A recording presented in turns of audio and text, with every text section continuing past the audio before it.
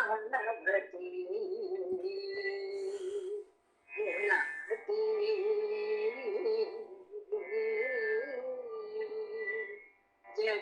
ಜಗದೇಕ ಲಾವಣ್ಯವತಿ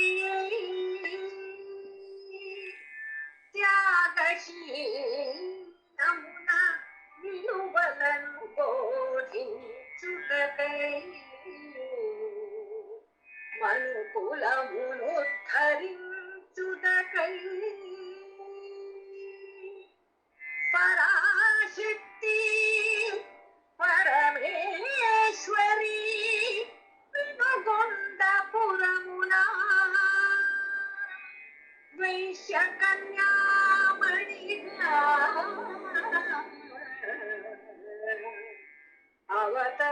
అవతరించిన నీదే పర్వదినము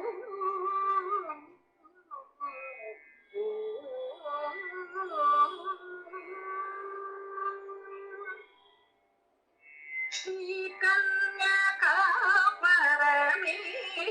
పరమేశ్వరీలను పుట్టిన నేడే శుభదినము శ్రీ కన్యకా పరమేశ్వరీలను పుట్టిన నేడే శుభదినము శ్రీ కన్యకా పరమేశ్వరీలను పుట్టిన నేడే శుభదినము ఆర్యవైశ్య కులోద్ధారముకై వైశాఖ శుద్ధ దశమి ఆర్యవైశ్య కులోద్ధారముకై వైశాఖ శుద్ధ దశమి శ్రీ కన్యకా పరమేశ్వరి నీలను పుట్టిన నీడే శుభదినము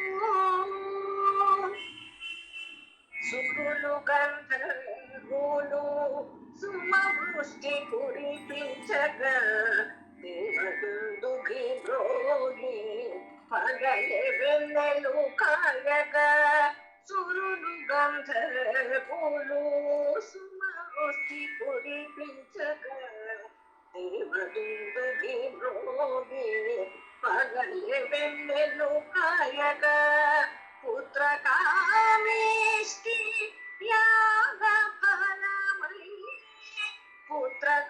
పుత్రకామేష్టి యాగ ఫలమై కుసుమ దంపతులకు ఆనందమే కుసుమ దంపతులకు ఆనందమే శ్రీ కన్యకా పరమేశ్వరి నీలను పుట్టిన నీడే శుభదినము విరూపాక్షుని ప్రియ సోదరి విష్ణువర్ధనమాయ సంహారిణి విరూపాక్షుని ప్రియ సోదరి విష్ణువర్ధనమాయ సంహారిణి భువన మనోహర సుందరి భువన మనోహర సుందరి నారీమణి త్యాగమూర్తి నారీమణి త్యాగమూర్తి శ్రీ కన్యకా పరమేశ్వరి నీలను పుట్టిన నీడే శుభదినము కామితములను సగే ಕಲ್ಪವೃಕ್ಷಮೈ ತಿರುಳ ಬ್ರೋಚಿ ಕಾಮಧೇನುವೈ ಕಾಮಿತ ಮುಲನು ಸಗೆ ಕಲ್ಪವೃಕ್ಷಮೈ ತಿರುಳ ಬ್ರೋಚಿ ಕಾಮಧೇನುವೈ ಭಕ್ತುಲ ಪಾಲಿತಿ ಜ್ಞಾನ ಜ್ಯೋತಿ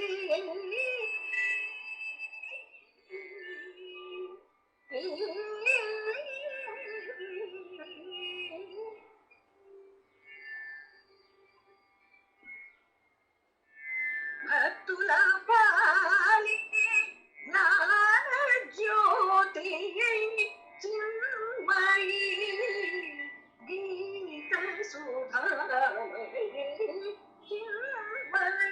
ಚಿನ್ಮಯಿ ಗೀತ ಸುಧಾಮಯಿ ಶ್ರೀ ಕನ್ಯಕ ಪರಮೇಶ್ವರಿ ನೀನು ಹುಟ್ಟಿದ ನೀಡೆ ಶುಭ ದಿನವೂ ಪಾರವೈಶ ಮೂಲೋದ್ಧಾರ ಕೈ ವೈಶಾಖ ಶುದ್ಧ ದಶಮಿ ಶ್ರೀ ಕನ್ಯಕ ಪರಮೇಶ್ವರಿ ನೀನು ಹುಟ್ಟಿದ ನೀಡೆ ಶುಭ ದಿನವೂ ಶುಭ ದಿನವೂ ಶುಭ ದಿನವೂ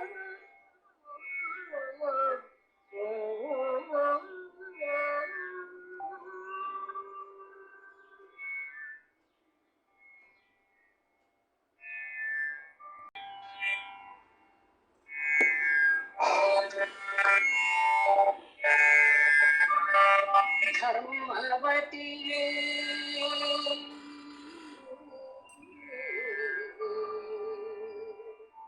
ಜ್ಞಾನವತಿ ಗುಣವತಿ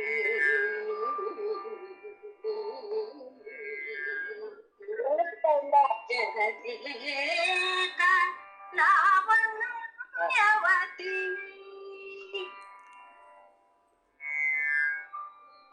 ತಾರಮಣಿಯವರೇ ಕೇಳಿಸ್ತಾ ಇಲ್ವಾ? ಕೇಳಿಸ್ತಾ ಇದೆ ಹಾಡಿ. ಇಲ್ಲ ಮಧ್ಯೆ ಒಂದ್ ಸೆಕೆಂಡ್ ಕೇಳಿಸ್ಲಿಲ್ಲ, ಇವಾಗ ಕೇಳಿಸ್ತಾ ಇದೆ. ಹೌದಾ? ಮತ್ತೆ ಮುಂದೆ ಆಡ್ತೀವಿ. ಹಾಂ, ವಾಸವಿದೇವಿ ದರ್ಶನಮು ಪೇಜ್ ನಂಬರ್ 66.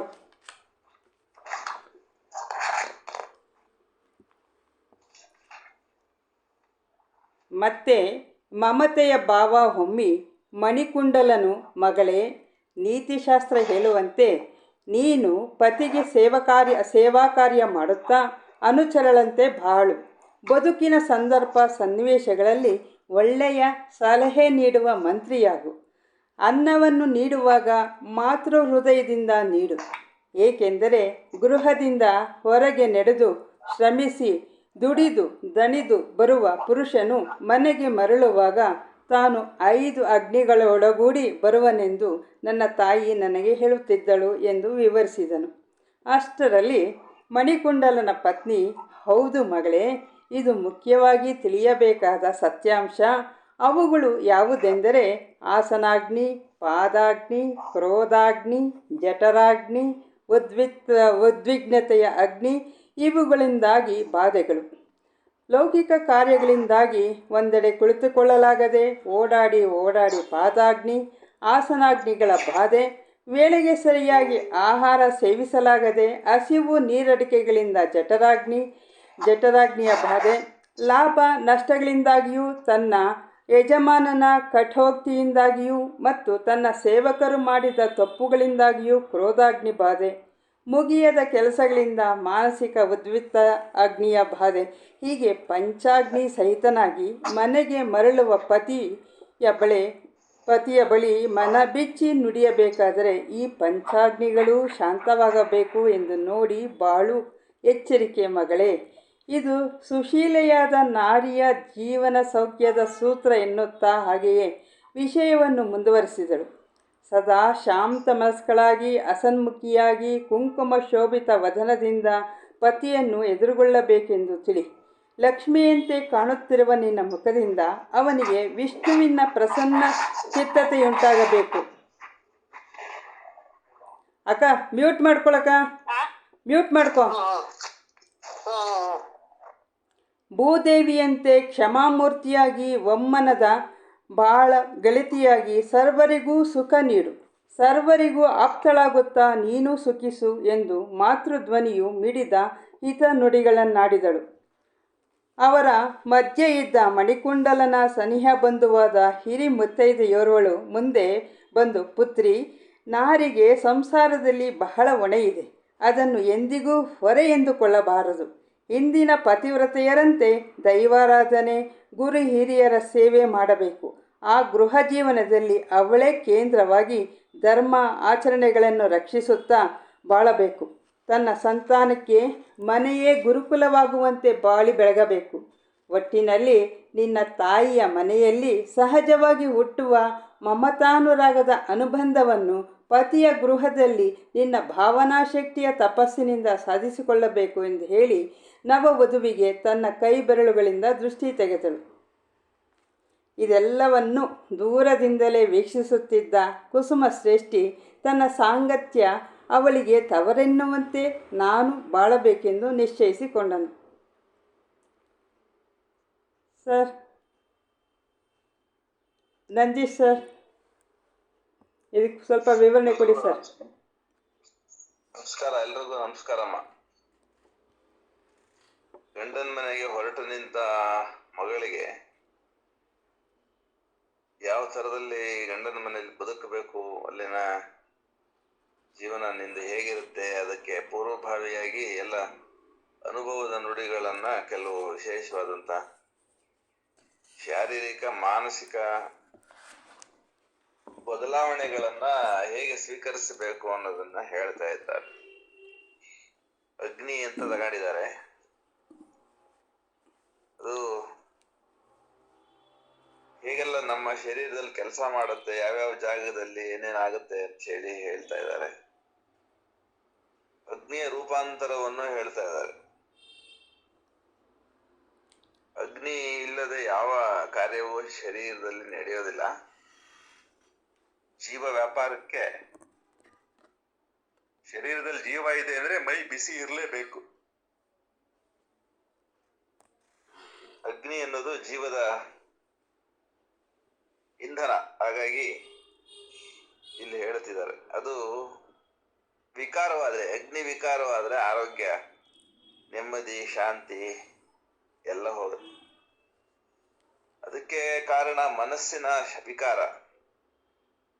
ಸೊ ಮನಸ್ಸಿನ ವಿಕಾರ ಪ್ರಾಣ ವಿಕಾರವಾಗಿ ಶರೀರದಲ್ಲಿ ವಿಕಾರಕ್ಕೆ ಕಾರಣ ಆಗುತ್ತೆ. ಈ ಮೂರು ರೂಪಾಂತರಗಳಿಗೆ ಕಾರಣ ಆಗುವಂಥದ್ದು ಅಗ್ನಿ, ತಾಪ ಅಂತ ಕರೀತಾರೆ. ಸೊ ಈ ತಾಪ ಅನ್ನುವಂಥದ್ದು ಬ್ಯಾಲೆನ್ಸ್ ಮಾಡಬೇಕು. ಆ ಬ್ಯಾಲೆನ್ಸ್ ಮಾಡೋವಂಥದ್ದನ್ನ ನಾವು ಮಾಡದೆ ಹೋದ್ರೆ ಮನಃಶಾಂತಿ, ಮನಸ್ಸಂತೋಷ ಎಲ್ಲ ಹೋಗುತ್ತೆ ಅಂತ ತಿಳಿದಿರ್ಬೇಕು. ಅದರಲ್ಲಿ ಶರೀರವನ್ನ ಬಹಳ ವಿಶೇಷವಾಗಿ ನಾವು ಗಮನಿಸ್ಕೊಳ್ಬೇಕಾಗತ್ತೆ. ಶರೀರದ ಎಲ್ಲ ವ್ಯವಹಾರಗಳನ್ನ, ಶರೀರದ ಎಲ್ಲ ಇಂದ್ರಿಯಗಳನ್ನ, ಅವುಗಳ ಕಾರ್ಯವ್ಯಾಪಾರಗಳನ್ನ, ಅಲ್ಲಿ ಖರ್ಚಾಗ್ತಕ್ಕಂಥ ಪ್ರಾಣಶಕ್ತಿಯನ್ನ, ವಿನಿಯೋಗವಾಗ್ತಕ್ಕಂಥ ಉದ್ದೇಶಗಳನ್ನ ಎಲ್ಲವನ್ನ ಗಮನಿಸಿ ಎಚ್ಚರಿಕೆಯಿಂದ ಒಂದು ಪ್ರಜ್ಞಾಪೂರ್ವಕವಾದ ಬದುಕನ್ನು ಬಾಳಬೇಕು ಅನ್ನೋದು ಇಲ್ಲಿ ನಮಗೆ ಗೊತ್ತಾಗುತ್ತೆ. ಸಹಜವಾಗಿ ಮನಸ್ಸಿನ ಸಮಸ್ಯೆಗಳು ಬೇರೊಬ್ಬರಿಗೆ ಗೊತ್ತಾಗಲ್ಲ. ಮುಖ ನೋಡ್ತೀವಿ, ನಮ್ಗೆ ಏನಪ್ಪ ಸಪ್ಪಗಿದ್ಯಾ ಅಂದಾಗ್ಲೇನೆ ಮುಖದಲ್ಲಿ ಲವಲವಿಕೆ ಇಲ್ಲ ಅಂತ ಗೊತ್ತಾದಾಗ ಇವರು ಯಾಕೋ ಆರೋಗ್ಯ ಸ್ವಲ್ಪ ಮನಸ್ಸಿಂದ ಕೆಟ್ಟಿದೆ ಅಂತ ನನಗೆ ಗೊತ್ತಾಗುತ್ತೆ. ಸೊ ಶರೀರ ಅನ್ನೋದು ಮನಸ್ಸಿನ ಇಂಡೆಕ್ಸ್. ಶರೀರದ ಬದಲಾವಣೆಗಳು ಮಾತ್ರ ನಮಗೆ ಗೋಚರವಾಗ್ತವೆ ಇಂದ್ರಿಯಕ್ಕೆ. ಅದಕ್ಕೆ ಕಾರಣವಾಗ್ತಕ್ಕಂಥ ಪ್ರಾಣದ ಮನಸ್ಸಿನ ವ್ಯಾಪಾರಗಳು ಅಷ್ಟು ಸುಲಭವಾಗಿ ಗೋಚರವಲ್ಲ. ಹಾಗಾಗಿ ಮನಸ್ಸು ಶಾಂತವಾಗಿರ್ಬೇಕು, ಸಮಾಧಾನಿಯಾಗಿರ್ಬೇಕು. ಆಗಲೇ ಶರೀರದಲ್ಲಿ ನಡೀತಕ್ಕಂಥ ಎಲ್ಲ ಕ್ರಿಯೆಗಳು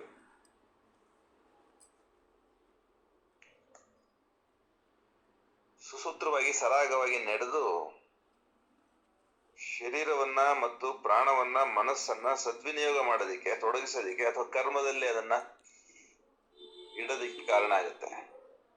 ಕರ್ಮದೊಳಗಡೆಗೆ ಅದು ಬಹಳ ವಿಶೇಷವಾಗಿ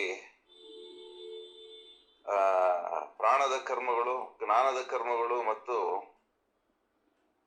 ದಿವ್ಯ ಕರ್ಮಗಳು ಅಂತ ಹೇಳಿ ಕರೀತಾರೆ. ದೇವರ ಕರ್ಮಗಳು ಅಂತ, ದಿವಾ ಕರ್ಮಗಳು. ಯಾವ ಕರ್ಮದೊಳಗಡೆಗೆ ನಾವು ಶರೀರನ ತೊಡಗಿಸ್ತೀವಿ ಅನ್ನೋದ್ರ ಮೇಲೆ ಅದರದ ಕ್ರಿಯಾಕಲಾಪಗಳು, ಫಲಗಳು ಅನ್ನೋದು ನಿಂತಿರ್ತವೆ. ಹಾಗಾಗಿ ಇಲ್ಲಿ ಪ್ರಾಣದ ಕರ್ಮಗಳು ಯಾವುವು ಅಂತ ಗೊತ್ತಿರ್ಬೇಕು, ಜ್ಞಾನದ ಕರ್ಮಗಳು ಯಾವುವು ಅಂತ ಗೊತ್ತಿರ್ಬೇಕು, ಮತ್ತು ದಿವ್ಯವಾದ ಕರ್ಮಗಳು ಯಾವುವು ಅಂತ ಗೊತ್ತಿರ್ಬೇಕು.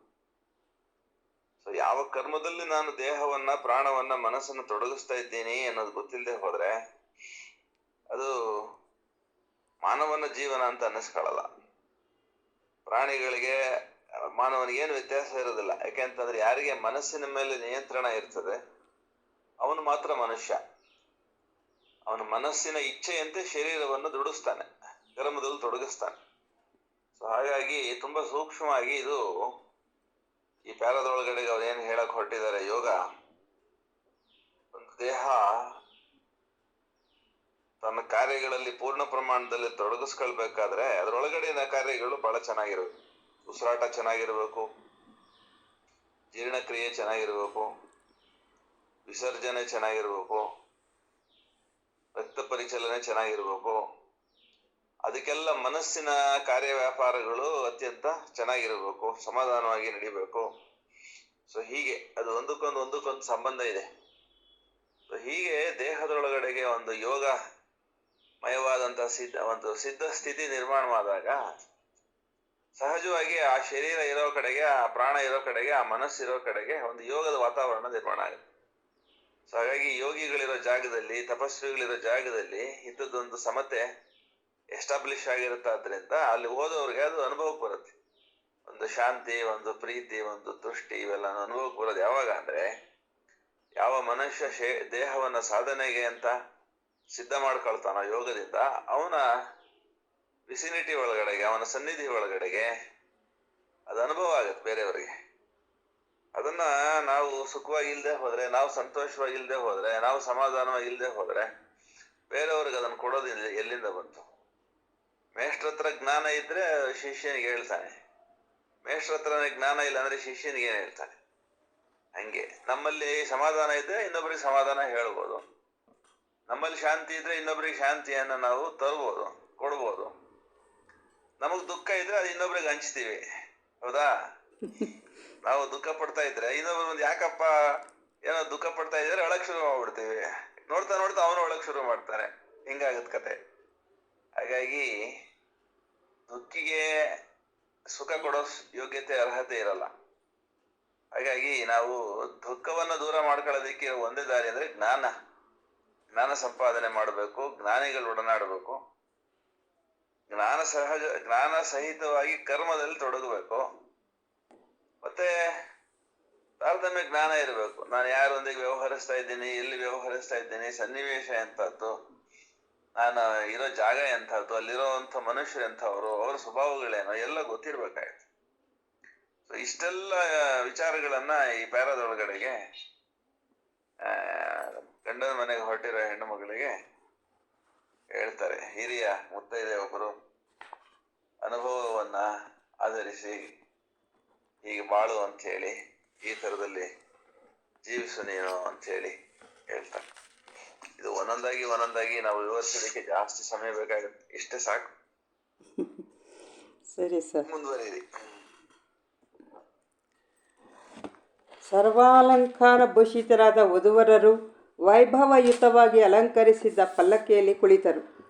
ದಾರಿಯಲ್ಲಿ ಶುಭ ಶಕುನಗಳಾದವು. ತಂಗಾಳಿ ಮೆಲ್ಲನೆ ಬೀಸಿ ಹಿತ ನೀಡಿತು. ದಿಬ್ಬಣವು ನಿಧಾನವಾಗಿ ಹೊರಟು ಅರಮನೆಯ ಪ್ರಾಂಗಣದ ಬಳಿ ಬಂದಿತು.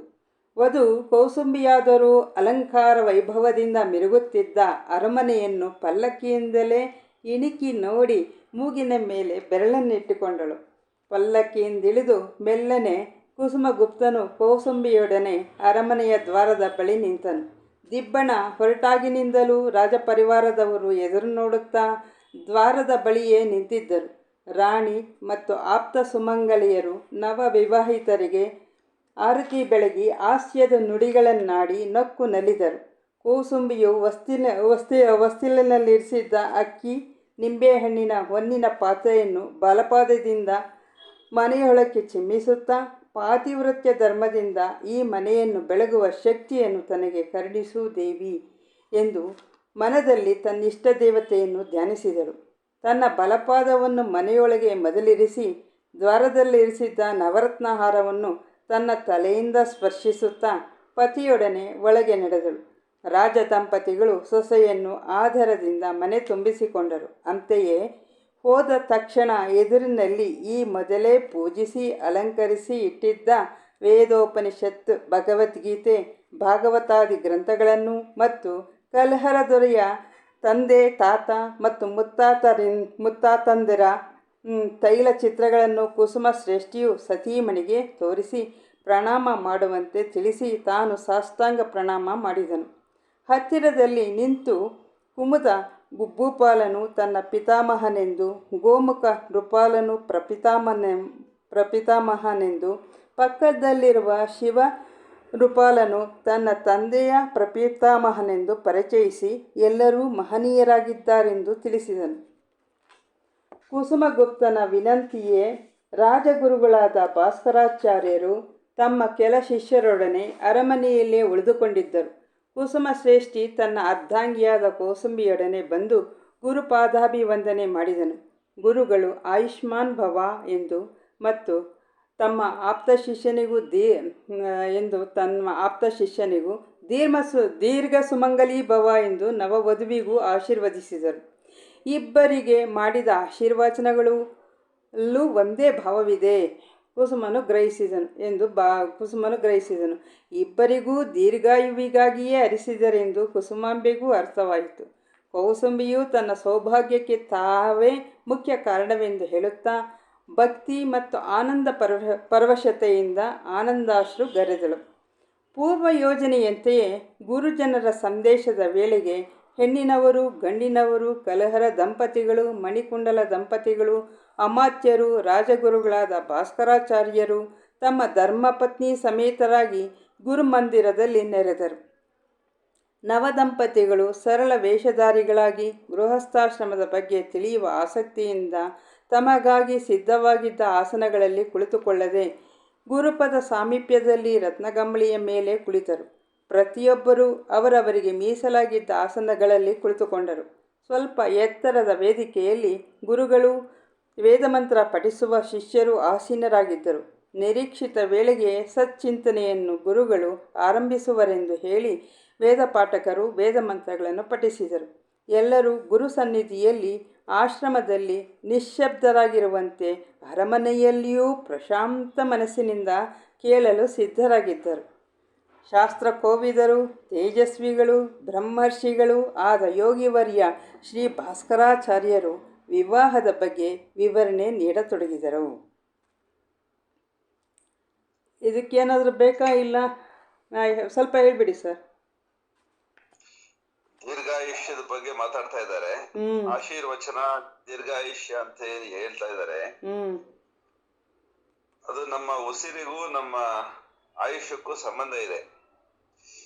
ನಮ್ಮ ಆಯುಷ್ಯ ಎಷ್ಟು ದೀರ್ಘವಾಗಿರುತ್ತೋ ಅಷ್ಟು ಕಾರ್ಯ ನಾವು ಇಲ್ಲಿ ಕರ್ಮದಲ್ಲಿ ತೊಡಗಿಸ್ಲಿಕ್ಕೆ ನಮ್ಮ ಇಡೀ ಬಾಳನ್ನ ನಾವು ಸಾಧನೆಗಾಗಿ ಅಂತ ಹೇಳಿ ವಿನಿಯೋಗಿಸ್ಲಿಕ್ಕೆ ಸಾಧ್ಯ ಆಗುತ್ತೆ. ಹಾಗಾಗಿ ಇದು ನಮ್ಗೆ ಅರ್ಥವಾಗ್ಬೇಕಾದ್ರೆ ತುಂಬಾ ಪ್ರಕ್ಷುಬ್ಧ ಮನಸ್ಸಿನ, ಪ್ರಕ್ಷುಬ್ಧ ವಾತಾವರಣದ ಜನರನ್ನ ಒಂದ್ಸರಿ ನಾವು ನೋಡ್ಬೇಕಾಗತ್ತೆ. ಶರೀರದಲ್ಲಿ 1 ಗಂಟೆ ಕೂತು ಸಮಾಧಾನವಾಗಿ ಈ ಒಂದು ವಾಸವಿ ದೇವಿ ದರ್ಶನ ಗ್ರಂಥದ ಪಾರಾಯಣ ಮಾಡ್ಲಿಕ್ಕೆ ನಮಗೆ 1 ಗಂಟೆ ಸಮಯ, 60 ನಿಮಿಷ ನಮ್ಮ ಶರೀರ ಪರ್ಮಿಟ್ ಮಾಡ್ಬೇಕು. ನಾವು ನೇರ ಕೂತ್ಕೋಬೇಕು. ಯಾವುದೇ ತರದಲ್ಲಿ ಬಾಧೆಗಳು ಉಂಟಾಗಬಾರ್ದು. ಹಸಿವು, ತೃಷೆ, ನೀರಡಿಕೆಗಳು ಉಂಟಾಗಬಾರ್ದು. ಮನಸ್ಸು ಪಲ್ಲಟಾಗಿ ವಿಕ್ಷಿಪ್ತ ಆಗಿ ಯಾವ್ಯಾವುದೋ ವಿಷಯಗಳಲ್ಲಿ ಓಡಾಡಬಾರ್ದು. ಹೀಗೆ ಶರೀರ, ಪ್ರಾಣ, ಮನಸ್ಸು ಇವು ಸಮಾಧಾನವಾಗಿ ಶಾಂತವಾಗಿ ವಾಸವಿ ದೇವಿ ದರ್ಶನಕ್ಕೆ ನಮಗೆ ಒಂದು ಅವಕಾಶವನ್ನ ಮಾಡಿಕೊಡದೆ ಹೋದರೆ ನಾವು ವಾಸವಿ ದೇವಿ ದರ್ಶನವನ್ನ ಕೇಳೋದಿರ್ಲಿ, ಅದನ್ನ ಮನಸ್ಸಿನಲ್ಲಿ ದರ್ಶಿಸೋದಿರ್ಲಿ, ಅದನ್ನು ಅನುಭವಿಸೋದಿರ್ಲಿ ಅಸಾಧ್ಯವಾದ ಮಾತಾಗುತ್ತೆ. ಸುಮ್ಮನೆ ಒಂದು ಉದಾಹರಣೆ ಹೇಳಿದ್ದು. ಸೊ ನಮ್ಮ ಆಯುಷ್ಯ ಎಷ್ಟು ಮುಖ್ಯನೋ ಆರೋಗ್ಯ ಅಷ್ಟೇ ಮುಖ್ಯ ಆಗುತ್ತೆ. ಆರೋಗ್ಯ ಎಷ್ಟು ಮುಖ್ಯನೋ ಅದಕ್ಕೆ ನಮ್ಮ ಕರ್ಮಗಳು ಅಷ್ಟು ಮುಖ್ಯ ಆಗುತ್ತೆ. ನಾವು ಯಾವ ತರ ಕರ್ಮಗಳಲ್ಲಿ ತೊಡಗ್ತೀವಿ, ಯಾವ ತರ ಆಲೋಚನೆಗಳನ್ನ ಮಾಡ್ತೀವಿ, ಯಾವ ತರ ಆಹಾರ ಸ್ವೀಕಾರ ಮಾಡ್ತೀವಿ, ಯಾವ ತರ ಶರೀರಗಳನ್ನ ಬಳಸ್ತೀವಿ ಅನ್ನೋದ್ರ ಮೇಲೆ ನಮ್ಮ ಆರೋಗ್ಯ ನಿಂತಿರುತ್ತೆ. ಸೊ ಹಾಗಾಗಿ ದೇಹಕ್ಕೂ ಆರೋಗ್ಯಕ್ಕೂ ಆಯುಷ್ಯಕ್ಕೂ ಕರ್ಮಕ್ಕೂ ನಿರಂತರವಾದಂತ ಒಂದು ಸಂಬಂಧ, ಸಮನ್ವಯ, ಸಮರಸತೆ ಏರ್ಪಡ್ಲೇಬೇಕಾಗತ್ತೆ. ಸೊ ಮಾನಸಿಕ ಸಮತೆ, ಮಾನಸಿಕ ಸ್ಥಿರತೆಗೆ ಆರೋಗ್ಯ ಬಹಳ ಮುಖ್ಯ ಅನ್ನೋದಾದ್ರೆ, ಆರೋಗ್ಯ ನಮಗೆ ಬೇಕು ಅನ್ನೋದಾದ್ರೆ ನಾವು ಏನು ಪ್ರಕೃತಿ ಧರ್ಮ ಇದೆ ಅಥವಾ ಪ್ರಕೃತಿ ನಿಯಮಗಳಿದಾವೆ, ಪ್ರಕೃತಿಗೆ ಸಹಜವಾಗಿ ನಾವು ಶರಣಾಗತರಾಗಿ ಆ ಪ್ರಕೃತಿ ನಿಯಮಗಳನ್ನ ಪಾಲಿಸ್ಬೇಕಾಗತ್ತೆ. ಆ ಎಲ್ಲ ನಿಯಮಗಳ ಪಾಲನೆಯನ್ನೇ ಹಿಂದಿನವರು ನಮಗೆ ವಿಧಿಗಳ, ಸಂಪ್ರದಾಯಗಳ, ಕಟ್ಟಳೆಗಳ ರೂಪದಲ್ಲಿ ನಮಗೆ ಹೇಳ್ಕೊಡ್ತಿದ್ರು. ಬೆಳಗ್ಗೆ ಬೇಗ ಎದ್ದೊಳ್ಬೇಕು, ಸ್ನಾನ ಮಾಡಬೇಕು, ದೇಹ ಕರ್ಮಗಳನ್ನೆಲ್ಲ ಮುಗಿಸಿದ್ಮೇಲೆ ಪ್ರಾರ್ಥನೆ ಮಾಡಬೇಕು, ಉಷಾಪಾನ ಮಾಡಬೇಕು, ಸೂರ್ಯೋದಯವಾದ ತಕ್ಷಣ ಸೂರ್ಯನಿಗೆ ನಮಸ್ಕಾರ ಮಾಡಬೇಕು, ಅರ್ಘ್ಯ ಕೊಡಬೇಕು, ಇತ್ಯಾದಿ ಇತ್ಯಾದಿ. ಅವೆಲ್ಲ ನೋಡಿ ಎಷ್ಟು ಚೆನ್ನಾಗಿ ಅವರು ಸಂಪ್ರದಾಯಗಳನ್ನ ರೂಪಿಸಿದ್ರು ಅಂದ್ರೆ ದೀರ್ಘಾಯುಷ್ಯಕ್ಕೂ ಆರೋಗ್ಯಕ್ಕೂ ಮತ್ತೆ ಮಾನವ ಜನ್ಮದ ಉದ್ದೇಶ ಈಡೇರಿಕೆಗೂ ಕೂಡ ಅದು ಅನುಕೂಲಕರವಾಗಿರ್ತಿತ್ತು. ಇನ್ನು ವೇದ ಪಠಣ ಅಂತ ಹೇಳ್ತಿದ್ದಾರೆ, ವೇದ ಮಂತ್ರ ಅಂತ ಹೇಳ್ತಿದ್ದಾರೆ. ಆ ವೇದ ಮಂತ್ರಗಳನ್ನ ಪಠಿಸೋದು, ವೇದ ಮಂತ್ರಗಳನ್ನ ಧ್ಯಾನಿಸೋದು, ಮನಸ್ಸಿನಲ್ಲೇ ಅಂದ್ಕೊಳ್ಳೋದು, ವೇದ ಮಂತ್ರಗಳನ್ನ ಮನಸ್ಸಿನಲ್ಲೇನೆ ಹೇಳ್ಕೊಳ್ಳೋ ಅಂಥದ್ದು ಅಷ್ಟು ಸುಲಭವೇ ಅಂತ ನಾವು ಪ್ರಶ್ನೆ ಮಾಡ್ಕೊಂಡ್ರೆ ಅದು ಅಷ್ಟು ಸುಲಭ ಅಲ್ಲ ಅಂತ ಗೊತ್ತಾಗುತ್ತೆ. ಸುಮ್ಮನೆ ಓಂ ನಮಃ ಶಿವಾಯ, ಓಂ ನಮಃ ಶಿವಾಯ ಅಂತ ಹೇಳಿ ಕಣ್ಣು ಮುಚ್ಕೊಂಡು ಕೂತ್ಕೊಂಡು ಹೇಳ್ಕೋಬೇಕು ಒಂದ್ 20 ನಿಮಿಷ ಅಂತ ಕಣ್ಣು ಮುಚ್ಕೊಂಡು ಕೂತ್ರೆ ಒಂದ್ 5 ಸರಿ 6 ಸರಿ ಹೇಳೋಟೊತ್ತಿಗೆ ಮನಸ್ಸು ಎಲ್ಲೋ ಹೊರಟಾಗಿರುತ್ತೆ. ಯಾಂತ್ರಿಕವಾಗಿ ತುಟಿಗಳಲ್ಲಿ ನಮಃ ಶಿವಾಯ ಅನ್ನೋದು ಗೊತ್ತಾಗಿರ್ತದೆ, ಆದ್ರೆ ಮನಸ್ಸಲ್ಲಿ ಇರೋದೇ ಇಲ್ಲ, ಆಬ್ಸೆಂಟ್ ಆಗಿರುತ್ತೆ. ಅಂದ್ರೆ ಎಷ್ಟು ಕಷ್ಟ ಇದೆ ಮನಸ್ಸು ಶರೀರದೊಟ್ಟಿಗೆ ಇರ್ಬೇಕಾದ್ರೆ, ಇಚ್ಛಾಪೂರ್ವಕವಾಗಿ ಮನಸ್ಸು ಕೆಲಸ ಮಾಡ್ಬೇಕಾದ್ರೆ, ಅದರಲ್ಲೂ ಭಗವತ್ ಸಮಕ್ಷಮದೊಳಗಡೆಗೆ ಮನಸ್ಸು ಉಳಿಯೋದೇ ಕಷ್ಟ. ಇಂದ್ರಿಯಾರ್ಥಗಳ ಕಡೆಗೆ ಓಡ್ತಿರುತ್ತದೆ. ಹಾಗಾಗಿ ಅಭ್ಯಾಸವಿಲ್ಲದೆ, ಗುರು ಕೃಪೆ ಇಲ್ಲದೆ ಅಂಥದ್ದೊಂದು ಸಮತೆ, ಅಂಥದ್ದೊಂದು ಸೈರಣೆ, ಶಾಂತಿ, ಸಾಧನೆಗೆ ಬೇಕಾದಂತ ಆರೋಗ್ಯ, ನೆಮ್ಮದಿ ನಮ್ಮ ಬದುಕಿನೊಳಗಡೆಗೆ ಪ್ರಾಪ್ತ ಆಗಲ್ಲ. ಅದಕ್ಕಾಗಿ ಗುರು ಹಿರಿಯರ ಒಂದು ಮಾರ್ಗದರ್ಶನ, ಗುರು ಹಿರಿಯರ ಒಂದು ಒತ್ತಾಸೆ, ಆಶೀರ್ವಾದ ಬೇಕಾಗುತ್ತೆ. ಆ ಎಲ್ಲದರ ಒಂದು ಪರಿಪೂರ್ಣತೆ ಒಳಗಡೆಗೆ ಈ ಕೌಸಂಬಿ ಮತ್ತು ಅವರ ಏನ್ ತಂದೆ ತಾಯಿಗಳಿದ್ರು ಕಲ್ಹಾರ ದಂಪತಿಗಳು, ಮತ್ತೆ ಆಕೆಯ ಅತ್ತೆ ಮಾವಂದರು, ಅವರು ಕೂಡ ಅದೇ ತರದಲ್ಲಿ, ಹಾಗೂ ರಾಜಗುರುಗಳಾದ ಭಾಸ್ಕರಾಚಾರ್ಯರು ಆ ಒಂದು ಸನ್ನಿಧಿ ಒಳಗಡೆಗೆ ಇಂಥದ್ದೆಲ್ಲ ಸಾಧ್ಯ ಆಗುತ್ತೆ ಅಂತ ನಮಗೆ ಗೊತ್ತಾಗುತ್ತೆ. ಇದು ಯಾವುದು ಇಲ್ಲದೆ ಇರೋರನ್ನ ನೋಡಿದ್ರೆ ಗೊತ್ತಾಗುತ್ತೆ, ಅವರಿಗೆ ಶ್ರೇಯಸ್ಸು ಇಲ್ಲ, ಪ್ರೇಯಸ್ಸು ಇಲ್ಲ, ಎಲ್ಲ ಜೀವನವೆಲ್ಲವೂ ಬಾಧೆನೆ, ಬರೇ ಗೋಳ್ಳೆ, ಹಿಂಗಿರ್ತದದು. ಸೊ ಇದು ಬಹಳ ಮುಖ್ಯವಾಗಿ ನಮಗೆ ಗುರು ಹಿರಿಯರ ಆಶೀರ್ವಾದ, ಭಗವಂತನ ಕೃಪೆ ಬೇಕು ಅಂತ ಅಂದ್ರೆ ಆ ತರದ ಬದುಕಿನೊಳಗಡೆಗೆ ನಾವು ಬಾಳ್ಬೇಕು ಅನ್ನೋ ಸಂಕಲ್ಪ ಮಾಡ್ಬೇಕಾಗತ್ತೆ. ಸಂಕಲ್ಪಕ್ಕೆ ಪೂರಕವಾಗಿ ಬದುಕನ್ನು ನಡೆಸಬೇಕಾಗತ್ತೆ ಅಂತ ಹೇಳ್ತಾ ಸಾಕೆ ವಿವರಣೆ. ಸರಿ ಸರ್. ಪರಿಣಯದ ಪಾವಿತ್ರ. ನೂತನ ದಂಪತಿಗಳೇ, ಧರ್ಮ ಜಿಜ್ಞಾಸುಗಳೇ, ಸಚ್ಚಿದಾನಂದ ರೂಪಿಯಾದ ಪರಮಾತ್ಮನು ಅಮಿತ ತೇಜ, ವೀರ್ಯ, ಶಕ್ತಿ, ಲಾವಣ್ಯ ರೂಪನಾಗಿರುವನು. ಆದ್ದರಿಂದಲೇ ಅವನು ಸೃಷ್ಟಿಸಿರುವ ಜಗತ್ತು ತೇಜೋಮಯವಾಗಿ ರಮ್ಯವಾಗಿದೆ. ಪರಮಾತ್ಮನು ಸೃಷ್ಟಿಸಿರುವ ಚರಾಚರ ವಸ್ತುಗಳು ಅವನದೇ ಶಕ್ತಿ, ವೀರ್ಯ, ಕಾಂತಿಗಳಿಂದ ಮೋಹಕವಾಗಿದೆ. ಈ ಸೃಷ್ಟಿಯಾದರೂ ಅನಾದಿ ಕಾಲದಿಂದಲೂ ಮುಂದೆ ಸಾಗುತ್ತಲೇ ಬರುತ್ತಿದೆ. ಇಂತಹ ಪಾಂಚಭೌತಿಕ ಅದ್ಭುತ ಪ್ರಪಂಚದಲ್ಲಿ ಜೀವ ಸೃಷ್ಟಿಯು ನಿರಂತರವಾಗಿ ಮುನ್ನಡೆಯಲೆಂದು ಭಗವಂತನು ಸ್ತ್ರೀ ಪುರುಷರೆಂಬ ಎರಡು ಜಾತಿಗಳು ಸೃಷ್ಟಿ ಮಾಡಿ ಅವರಿಬ್ಬರ ನಡುವೆ ಅಸಾಧಾರಣವಾದ ಆಕರ್ಷಣೆಯ ಅನೂಹ್ಯ ಜಾಲವನ್ನು ಬೀಸಿರುವನು.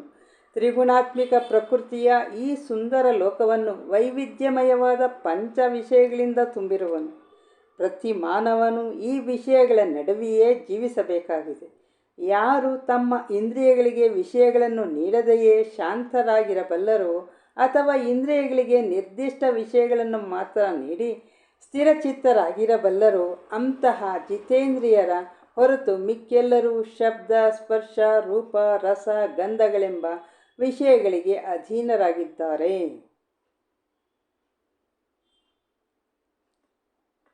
ಇದು ವಿವರಣೆ ಕೊಡ್ಬೋದು ಸರ್.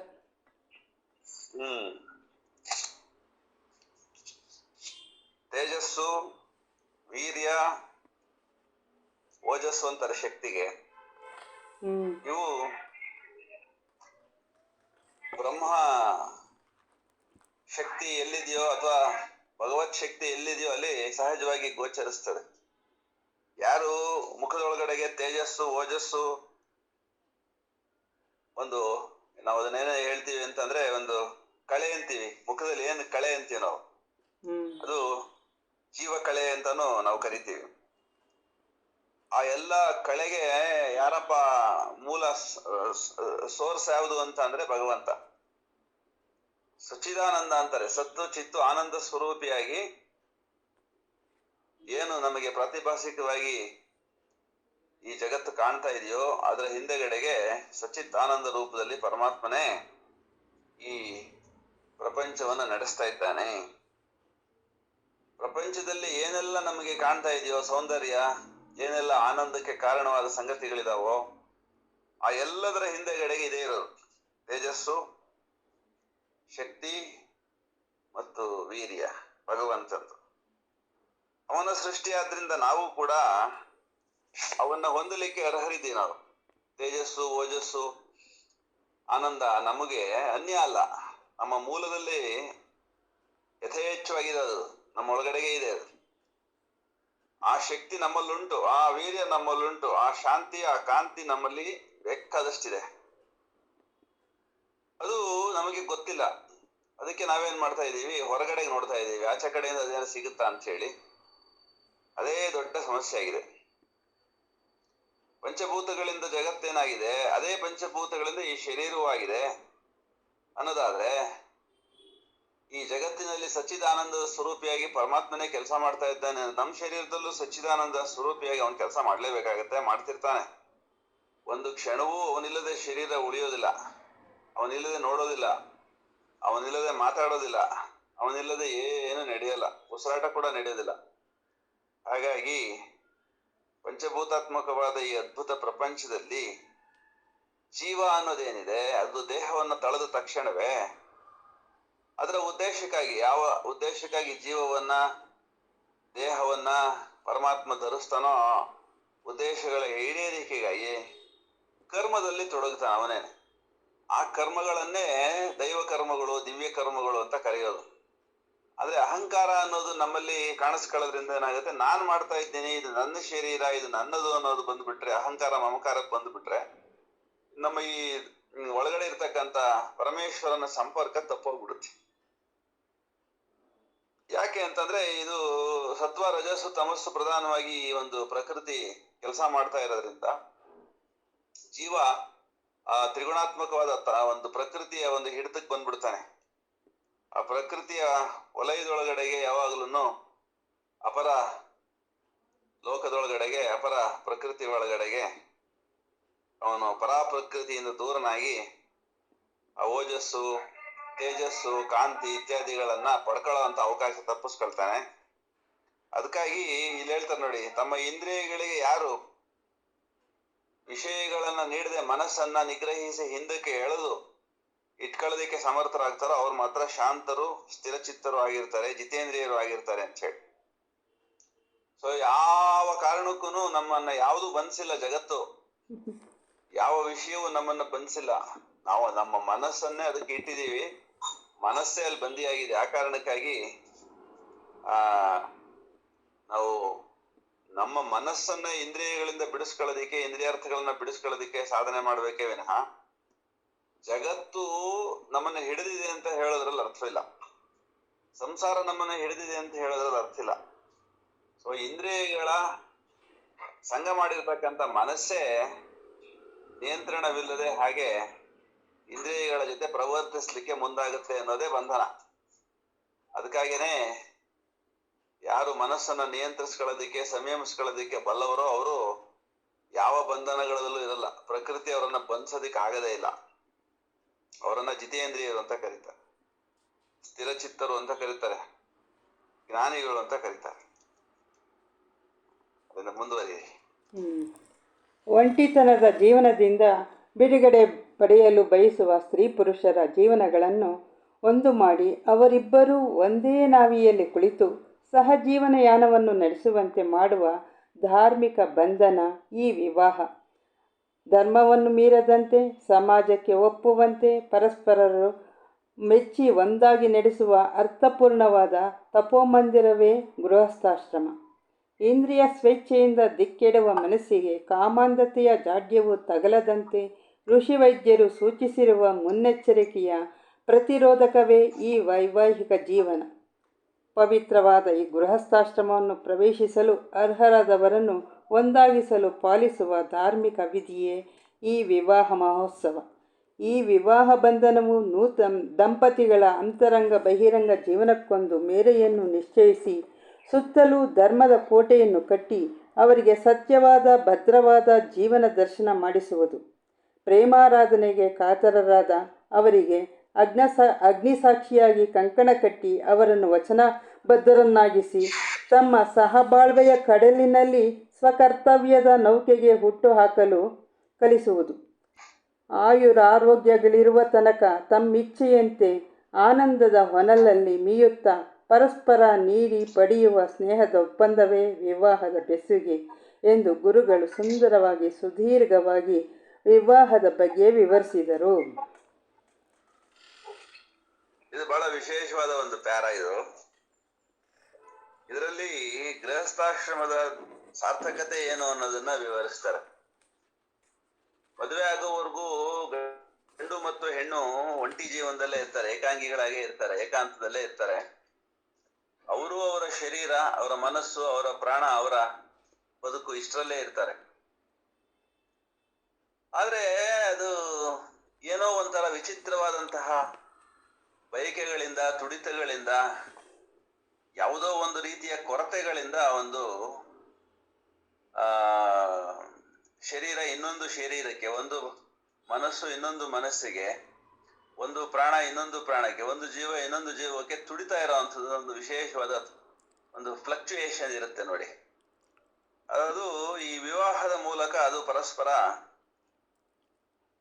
ಸಂಪೂರಕವಾಗಿ, ಕಾಂಪ್ಲಿಮೆಂಟರಿಯಾಗಿ. ಫ್ಲಕ್ಚುಯೇಷನ್ ಅಂದರೆ ಆಕರ್ಷಣೆ ಅಂತನಾ ಸರ್? ಫ್ಲಕ್ಚುಯೇಷನ್ಸ್ ಅಂದ್ರೆ ಏರಿಳಿತಗಳು. ಹಾಂ, ಏನೋ ಒಂಥರ. ಈಗ ಹದಿಹರೆಯದವ್ರ ನಾವು ನೋಡಿದೀವಲ್ಲ, ಮದುವೆಗೆ ಮುಂಚೆ ಹೆಂಗ್ ಆಡ್ತಾರೆ ಅಂತ ಹೇಳಿ. ಇವಾಗಂತೂ ವಿಚಿತ್ರ. ಮದುವೆ ಮಾಡಪ್ಪ ಸರೋಗತ್ತೆ ಅಂತ ನೋಡ್ರಿ. ಇವನ್ ಏನು ಕೂರಲ್ಲ, ನಿಲ್ಲಲ್ಲ, ತಲೆ ಹರಟೆ ಅಂತಾರೆ. ಯಾವಾಗ ಮದುವೆ ಮಾಡಪ್ಪ ಸರೋಗ್ತಾನೆ ಅಂತಾರ ನೋಡ್ರಿ. ಹಂಗೆ ಅದು ಆ ತರದ ಒಂದು ಇಂಪರ್ಫೆಕ್ಷನ್, ಅಂದ್ರೆ ಒಂದು ಅಪರಿಪೂರ್ಣತೆ ಇರ್ತದೆ. ಮದುವೆ ಆದಾಗ ಅದು ಪರಿಪೂರ್ಣವಾಗತ್ತೆ, ಅದು ಪೂರ್ಣ ಆಗತ್ತದು. ಗಂಡಿಗೆ ಹೆಣ್ಣು, ಹೆಣ್ಣಿಗೆ ಗಂಡು ಒಟ್ಟಾದಾಗ ಅದು ಇಬ್ಬರು ಪೂರ್ಣ ಆಗ್ತಕ್ಕಂಥ, ಪರಸ್ಪರ ಪೂರ್ಣವಾಗ್ತಕ್ಕಂಥ ಒಂದು ಅವಕಾಶ ವಿವಾಹ ಮಾಡಿಕೊಡುತ್ತೆ.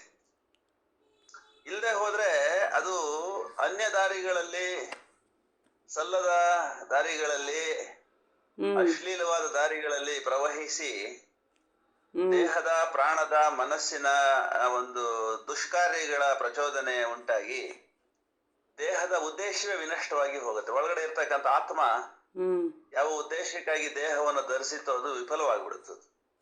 ಹಾಗಾಗಿ ಶಿಸ್ತು, ಸಂಯಮ, ಸಂಪ್ರದಾಯಗಳ ಚೌಕಟ್ಟೊಳಗಡೆಗೆ ಗಂಡು ಹೆಣ್ಣಿಗೆ, ಹೆಣ್ಣು ಗಂಡಿಗೆ ಪರಸ್ಪರ ಪೂರಕವಾಗಿ ತಮ್ಮನ್ನ ಪರಸ್ಪರ ಸಮರ್ಪಣೆಯ ಮೂಲಕ ಒಂದುಗೂಡಿ ಒಂದನ್ನ ಅಂದ್ರೆ ಎರಡು ಒಂದಾಗುವಂಥದ್ದು, ಅದ್ವೈತ ಆಗುವಂಥದ್ದು, ಅದ್ವೈತ ಆಗುವಂಥದ್ದು ಏನಿದೆ, ಎರಡು ಶರೀರಗಳು ಒಂದೇ ಶರೀರ ಆಗುವಂಥದ್ದು, ಎರಡು ಮನಸ್ಸುಗಳು ಒಂದೇ ಮನಸ್ಸು ಆಗುವಂಥದ್ದು, ಒಂದು ವಿಶೇಷವಾದ ಸೋಜಿಗವಾದಂತ ಒಂದು ವಿದ್ಯಮಾನ ಏನ್ ನಡೀತದೆ. ಕುವೆಂಪು ಬಹಳ ಚೆನ್ನಾಗಿ ಹೇಳ್ತಾರೆ, ಕಣ್ಗಳು ಎರಡಾದರೆ ಏನ್, ದೃಷ್ಟಿ ಒಂದಲ್ತೆ, ಮೈಗಳು ಎರಡಾದರೆ ಏನ್, ಒಲಿದವರಿಗೆ ಬಾಳ್ವೆಯೊಂದಲ್ತೆ ಅಂತ ಹೇಳಿ ರಾಮಾಯಣ ದರ್ಶನ ಬಗ್ಗೆ ಹೇಳ್ತಾನೆ. ಸೊ ಒಲಿದವರಿಗೆ ಬಾಳ್ವೆ ಒಂದೇ, ಶರೀರಗಳು ಎರಡು ಅಷ್ಟೇ. ಆ ಥರದಲ್ಲಿ ಕಣ್ಣುಗಳು ಎರಡಿದ್ರು ದೃಷ್ಟಿ ಒಂದೇ ಹೆಂಗೋ ಹಂಗೆ ಎರಡು ಶರೀರಗಳಲ್ಲಿ, ಎರಡು ಮನಸ್ಸುಗಳಲ್ಲಿ, ಎರಡು ಜೀವಗಳಲ್ಲಿ ಒಂದು ಪೂರ್ಣತೆಯ ಮೂಲಕ ಏಕತೆಯನ್ನು ತಂದುಕೊಡುವಂತ ಒಂದು ಅದ್ಭುತವಾದಂತ ಇನ್ಸ್ಟಿಟ್ಯೂಷನ್ನು ವಿವಾಹ. ಹಾಗಾಗಿ ಅದಕ್ಕೆ ಒಂದು ಅತ್ಯಂತ ಅರ್ಥಪೂರ್ಣವಾದಂತಹ, ಗೌರವ ಪೂರ್ಣವಾದಂತಹ ಒಂದು ಸ್ಥಾನವನ್ನ ನಮ್ಮ ನಾಗರಿಕ ಸಮಾಜದೊಳಗಡೆಗೆ ಕಲ್ಪಿಸಿಕೊಟ್ಟಿದ್ದಾರೆ. ವಿವಾಹ ವಿಧಿಬದ್ಧವಾಗಿ, ವಿಧಿಪೂರ್ಣವಾಗಿ, ಕಾನೂನುಬದ್ಧವಾಗಿ ನಡೀಬೇಕು ಅಂತ ಹೇಳಿ ಅದನ್ನ ಎಲ್ಲರೂ ಬಯಸ್ತಾರೆ. ನೂತನ ವಧುವರರು ಅಂತಹ ಮಧುರ ಜೀವನವನ್ನೇ ನಾವು ನಡೆಸಿ ಧನ್ಯರಾಗೋಣ ಎಂದು ಹೃದಯದ ಭಾಷೆಯಿಂದಲೇ ನುಡಿದಾಡಿಕೊಂಡರು. ಗುರುಗಳು ಮುಂದೇನು ಹೇಳುವರೋ ಎಂದು ಏಕಾಗ್ರ ಮನಸ್ಸಿನಿಂದ ಆಲಿಸತೊಡಗಿದರು. ಎರಡು ವಿಭಿನ್ನ ಪ್ರದೇಶ, ವಂಶಗಳ, ನಾಗರಿಕತೆ, ಸಂಸ್ಕೃತಿಗಳ, ಅಭಿರುಚಿ, ಸಾಮರ್ಥ್ಯಗಳ, ಸಂಸ್ಕಾರ, ಸಾಧನೆಗಳ ಬೆಸುಗೆಯ ಫಲವಾದ ವಂಶೋದ್ಧಾರವೇ ಮದುವೆಯ ಮಹೋದ್ದೇಶವಾಗಿರುವುದು. ಅಲ್ಲದೆ ಈ ವಿವಾಹ ವಿಧಿಯಿಂದ ಭಾಷೆ, ವೃತ್ತಿ, ಪ್ರವೃತ್ತಿ, ಜೀವನ ಶೈಲಿ, ಶ್ರದ್ಧೆಗಳ ಸಮ್ಮೇಳನವೂ ಆಗುವುದು. ವಿರಸದ ರಂಧ್ರವಾಗಿ ದ್ವೇಷ ಜ್ವಲ ನುಗ್ಗಿ ನಾವೆಯೂ ಮುಳುಗದಂತೆ ಸಮರಸವೇ ಜೀವನವೆಂಬ ಮಂತ್ರವನ್ನು ಪಠಿಸುತ್ತಾ ಪ್ರೇಮಾಮೃತ ಸೇಚನದಲ್ಲಿ ನಿತ್ಯ ನೂತನ ಭಾವಸ್ಪಂದನ ಮೂಡಿಸಿ ತ್ಯಾಗ ಕ್ಷಮೆಗಳ ದಡ ಸೇರಿಸುವ ಹೊನ್ನ ಸರಪಳಿಯೇ ಈ ವಿವಾಹ ಬಂಧನ. ಒಬ್ಬರಿಗೊಬ್ಬರನ್ನು ಆಸರೆಯಾಗಿಸಿ ಭಾವನರ್ತನಕ್ಕೆ ವೇದಿಕೆಯಾಗಿ, ವಿಚಾರ ಬಾಣ ಪ್ರಯೋಗ ಸಂದರ್ಭಗಳಲ್ಲಿ ವಜ್ರ ಕವಚವಾಗಿ, ಸರಿತಪ್ಪುಗಳನ್ನರಿಯಲು ಬೇಕಾದ ಬೆಳಕೀವ ರಸಗನ್ನಡಿಯಾಗಿ, ತಮ್ಮ ಪ್ರತಿರೂಪದ ಸಂತಾನಕ್ಕೆ ಉಕ್ಕಿನ ಕೋಟೆಯಾಗಿ, ಸಂತೃಪ್ತಿಯ ದೇಹಯಾತ್ರೆಯನ್ನು ನಡೆಸಲು ಛತ್ರಛಾಯೆಯಾಗಿ, ಪರಮ ಸತ್ಯ ಸಾಕ್ಷಾತ್ಕಾರಕ್ಕೆ ಜೀವಿಯನ್ನು ಅಣಿಗೊಳಿಸುವ ಯೋಗಧಾಮವೇ ಗೃಹಸ್ಥಾಶ್ರಮ. ಇಂಥ ಗೃಹಸ್ಥಾಶ್ರಮದಲ್ಲಿ ಹತ್ತಿರವಾದ ಎರಡು ಜೀವಿಗಳು ತನುವೆರಡು ಉಸಿರೆರಡು ದೆಸೆಯಿಂದ ತನುವೆರಡು ಉಸಿರೊಂದು ದೆಸೆಯಾಗಿ ಸಾವಧಾನವಾಗಿ ತಲುಪಿ ಪರಸ್ಪರ ತಾಜಾತ್ಮ ಉನ್ನತ ಶಿಖರವನ್ನೇರಿ ಇಂದ್ರಿಯ ಸುಖವನ್ನು ಮೀರಿ ನಿಲ್ಲುವ ಉನ್ನತ ಸ್ಥಾಯಿಗೇರಿ ಸ್ಥಿರವಾಗಿ ನಿಲ್ಲಲು ಕಲಿಸುವ ಪ್ರೇಮಾನುಭವ ಶ್ರಮವೇ ಈ ಪವಿತ್ರ ಗೃಹಸ್ಥಾಶ್ರಮ. ಈ ಆಶ್ರಮವನ್ನು ಪ್ರವೇಶಿಸಿದವರು ಧರ್ಮಜ್ಯೋತಿಯನ್ನು ಹೊತ್ತಿಸಿ ದೇಹಾತ್ಮ ಬುದ್ಧಿ ಎಂಬ ಕತ್ತಲೆಯನ್ನೋಡಿಸಿ ಆತ್ಮದೇವನ ಪೂಜೆಗೆ ಇಂದಿನಿಂದಲೇ ಸಿದ್ಧರಾಗಬೇಕಾಗಿದೆ ಎಂದು ಅರ್ಥಪೂರ್ಣವಾಗಿ ವಿವಾಹದ ಮಹತ್ವವನ್ನು ಬೋಧಿಸಿದರು. ಅರಮನೆಯ ಈ ಸಮಾವೇಶದಲ್ಲಿ ಕುಳಿತಿದ್ದವರೆಲ್ಲರೂ ತಮ್ಮ ಬದುಕಿಗೆ ಇಷ್ಟೊಂದು ಅರ್ಥಪೂರ್ಣತೆ ಇದೆಯೆಂದು ಆನಂದಿಸಿದರು. ಅಮಾತ್ಯ ಶೇಖರನಿಗಂತೂ ಈ ವಿಚಾರಧಾರೆಯು ಹೊಸ ದೃಷ್ಟಿಕೋನದಿಂದ ಬಾಳನ್ನು ಕಾಣುವಂತೆ ಆಯಿತು ಎಂದು ಹಿಗ್ಗಿದನು.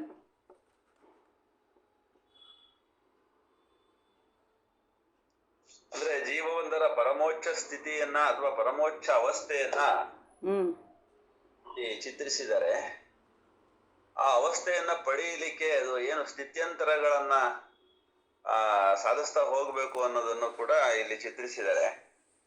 ಆ ಸ್ಥಿತ್ಯಂತರದ ನಡುವೆ ವಿವಾಹ ಮಹೋತ್ಸವ ಅನ್ನುವಂಥದ್ದು ಅದಕ್ಕೆ ಪೂರಕವಾಗಿ ಆ ಪರಮೋಚ್ಚ ಅವಸ್ಥೆಗೆ, ಜೀವದ ಪರಮೋಚ್ಚ ಅವಸ್ಥೆಯನ್ನ ಪಡೆಯಲಿಕ್ಕೆ ಬೇಕಾಗಿರ್ತಕ್ಕಂಥ ಒಂದು ಸುವ್ಯವಸ್ಥಿತ ವಾತಾವರಣವನ್ನು ನಿರ್ಮಾಣ ಮಾಡಲಿಕ್ಕಾಗಿ ದೀರ್ಘ ಧ್ಯಾನ ಫಲಿತದ ದೃಷ್ಟಿಯಿಂದ ನಮ್ಮ ಋಷಿ ಮುನಿಗಳು, ಹಿರಿಯರು ಅದನ್ನ ಆ ಒಂದು ವಿವಾಹ ವಿಧಿಯನ್ನ ಅಥವಾ ಗೃಹಸ್ಥಾಶ್ರಮ ಅನ್ನುವಂಥದ್ದೊಂದು ಆಶ್ರಮವನ್ನು ಕಲ್ಪಿಸಿದ್ದಾರೆ ಅನ್ನೋದನ್ನ ಹೇಳ್ತಾ ಇದ್ದಾರೆ. ಮತ್ತೆ ಸಂತಾನೋತ್ಪತ್ತಿದ್ದು ಹೇಳಿದಾರಲ್ಲ ಸರ್. ಅದೇ ಅದು ಗೃಹಸ್ಥಾಶ್ರಮದ ಪ್ರಧಾನ ಉದ್ದೇಶ ದುಡಿಯೋದು, ಸಂತಾನ ಮಾಡೋದು, ಸಾಧಕರಿಗೆ ಅಂದ್ರೆ ಸಾಧು ಸತ್ಪುರುಷರಿಗೆ ಅವರು ಬೇಕಾಗಿರುವಂಥದ್ದೇನಿದೆ ಅನ್ನ, ವಸ್ತ್ರ ಇತ್ಯಾದಿಗಳನ್ನು ದಾನ ಮಾಡೋದು. ಇದು ಗೃಹಸ್ಥಾಶ್ರಮಿಗಳ ಕರ್ತವ್ಯ. 3 ಆಶ್ರಮದವರು ಈ ಗೃಹಸ್ಥಾಶ್ರಮದ ಮೇಲೆ ಅವಲಂಬನೆಯಾಗಿರ್ತಾರಲ್ಲ, ಹಾಗಾಗಿನೇ ಅವರು ಇವರಿಗೆ ಗೌರವ ಕೊಡ್ತಾರೆ. ಹ್ಞೂ ಇವರು ಅವರಿಗೆ ಗೌರವ ಕೊಡ್ತಾರೆ. ಯಾಕೆಂದ್ರೆ ಅವರು ಜ್ಞಾನ ಮಾರ್ಗದ ಒಳಗಡೆ ಇರ್ತಾರೆ, ಜ್ಞಾನವನ್ನ ಸಾಧಿಸ್ತಾರೆ.